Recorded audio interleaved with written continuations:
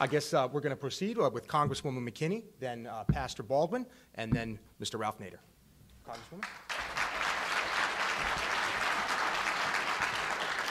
Thank you very much.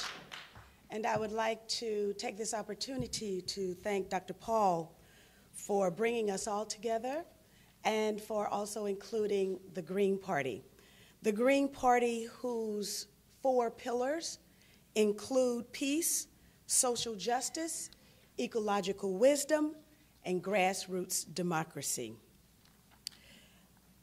160 years ago, there was a similar gathering of people, about 300 people, about 260 women and about 40 men, who came together to declare their independence from the current political order of their day.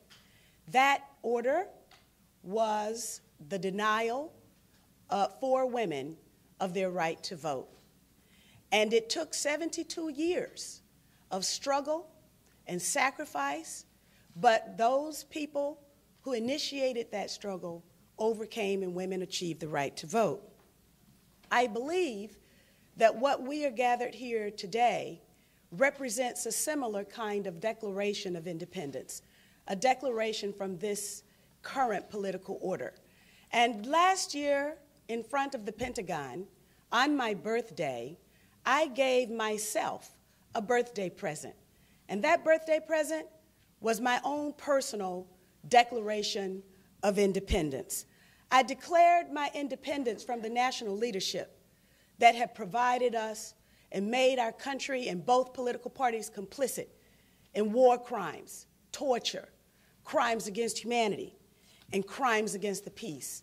How is it that we can entrust the solutions to the problems that confront our country today to those who are complicit in their creation?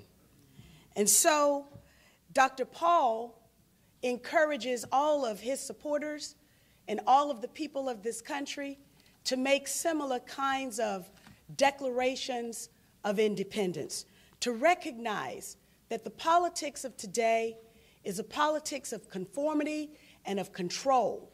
And basically, the two-party system represents just that.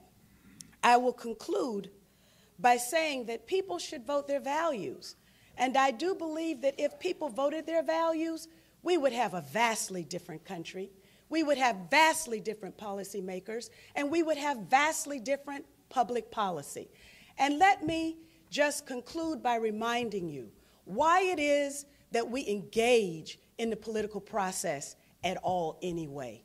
It is so that we can have power over public policy. Dr. Martin Luther King Jr. reminded us that our struggle was not just so that the Negro in Mississippi could have the right to vote, but also so that the Negro in New York City had something for which to vote. That something for which to vote is public policy. And we engage in politics. Politics is the authoritative allocation of values in a society. I had to teach that to university students. But unfortunately, today, what we are confronted with is the allocation of some people's values sometimes, most of the time, and the allocation of the rest of our values practically none of the time. This is a circumstance that deserves the people of this country to vote their values and for all of us to declare our independence from this kind of a political order. Thank you.